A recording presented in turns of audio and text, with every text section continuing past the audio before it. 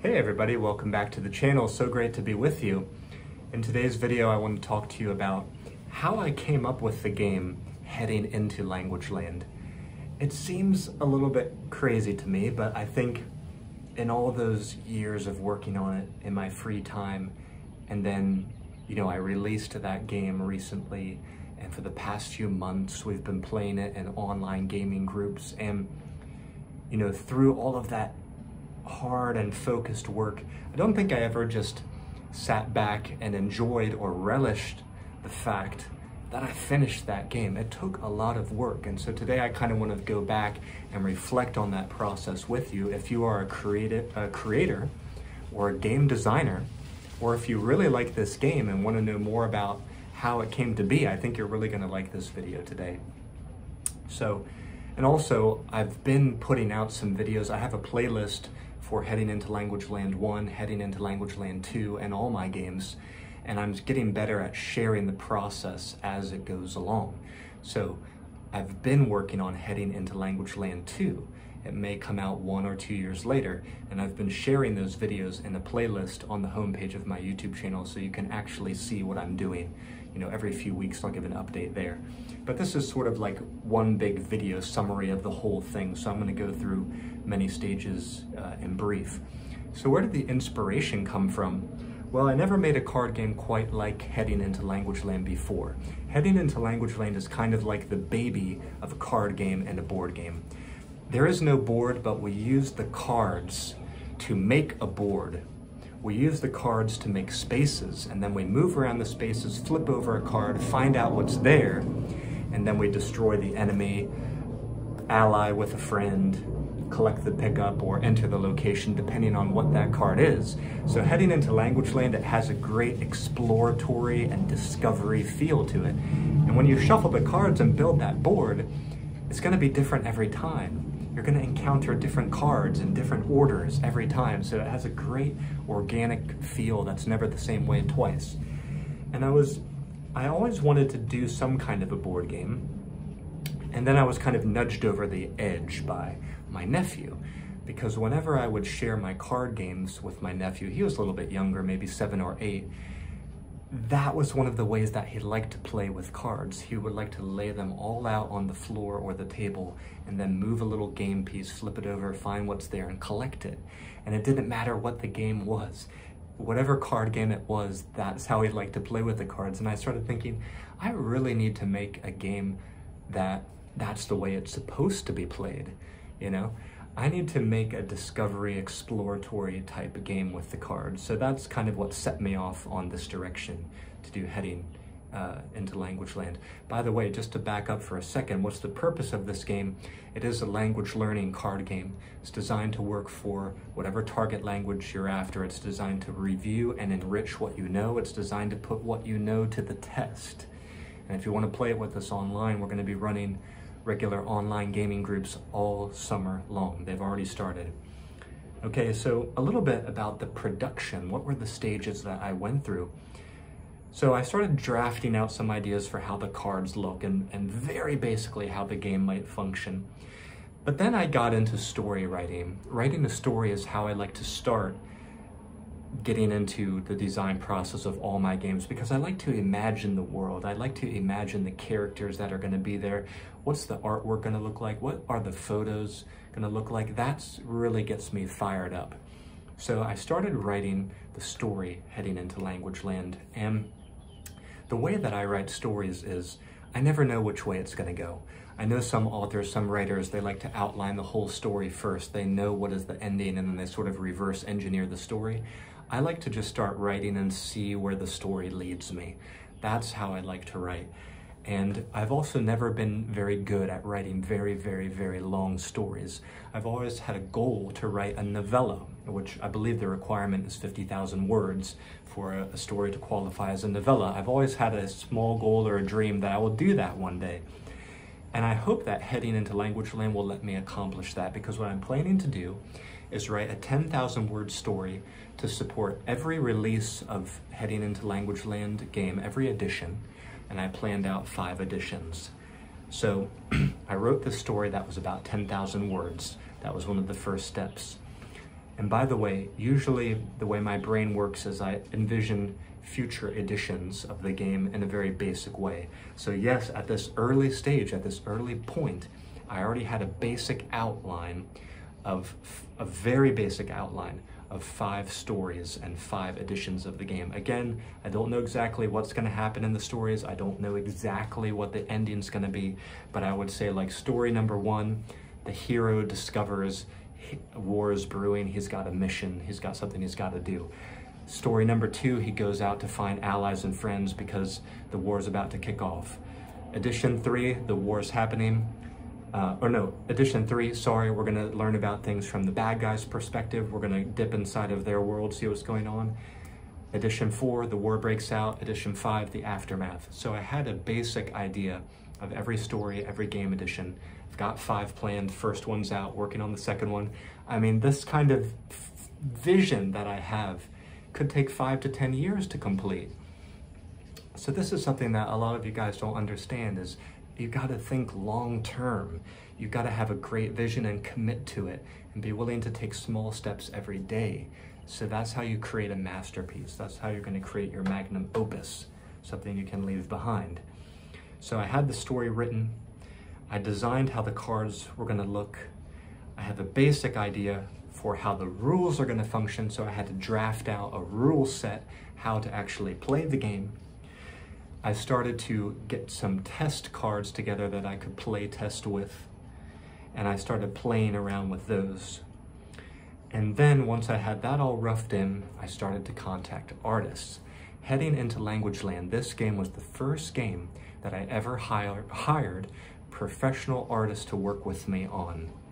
Before, I always made the artwork myself, used my own photography, or used stock photos and stock art. And I do recommend all those things can work for you today, and now maybe even AI created art. Maybe you'd be interested to experiment with that.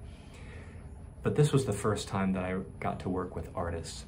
And I naively thought that it was going to save me time. But in fact, to work with artists and to confer and consult with artists about the look that you want, it actually takes quite a lot of time. I forget how many pieces. I remember. Every card in the Heading into Language Land game is unique. So there's at least 54 unique pieces of art created for that game. That was an idea that I had, that I wanted every card in the deck to be unique somehow.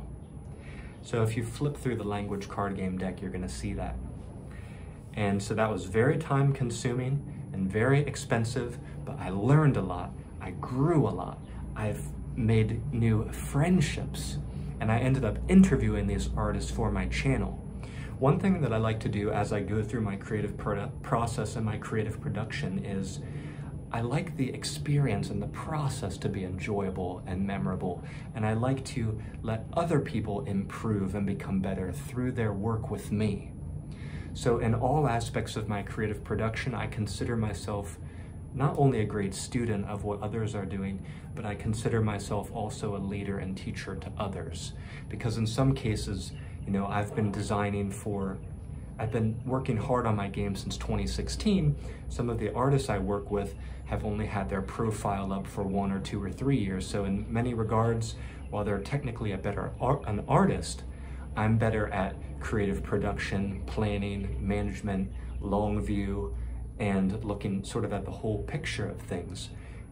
So I have a lot to offer creatives who work with me on teams. But I worked with the artists. So making the rule set and also working with the artists, that took probably the most time. I play tested more and more. That was very fun. I play tested with friends, family, neighbors. I also sent off copies to some of my closest fans and followers like Leon and Jay. They played it with their friends. They played it at their language exchanges. They gave me a lot of feedback. You know, I reiterated the deck a few times. And then yet another stage was coming. By the way, how long did this take? I worked on this game in my free time for about 2.5 years or 3 years. So it was a long-term thing. But one of the last things I did in terms of my creative production was I worked with Shana Smith to develop the online version. I created a print and play PDF for the game. I learned how to make foil cards, not personally, but I'd never tried that before, so I was printing some foil cards. This game has foil cards that you can get with it. And I figured out how the card commissions would work so I could design people their own unique game cards that would be fully compatible with this game. So basically some new features or some new exciting things that could be associated with this game and sold and shared with this game, things that I had never done before. Finally, one of the funny things was, as I got closer and closer to the release date, as I felt like the goalposts kept moving away from me. I would think, I'm 95% finished, or I'm 98% finished, and then suddenly I would realize there was something I forgot, or I had a new idea, or a new technology emerged that I possibly could use, and then I felt like, oh man, now I'm back to 75% done, or 80% done. This could easily take 3 more months, or 6 more months. And so that happened several times. The goalposts kept moving. But finally one day I sort of woke up and realized, I think I'm done. I think I can put this one out. I'm never gonna feel like it's 100% done. There's always gonna be some imperfections. I just gotta put it out now. And I quickly composed sort of an email with MailChimp. I attached the print and play game and the rule book, and I sent it out to everybody subscribed on my list. I made it available for sale at the site, and it was out. Done. And I felt very proud, and I felt a great release because I had put so much work into that game. I was confident it was the best I could do. And the thing that made me truly happy, besides obviously the hard work and finally putting it out, that made me the most happy.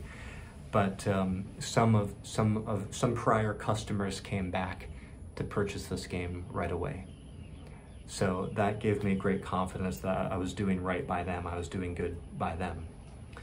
And then I've organized some online gaming groups for the first time to support this game and bring people together who want to play this game.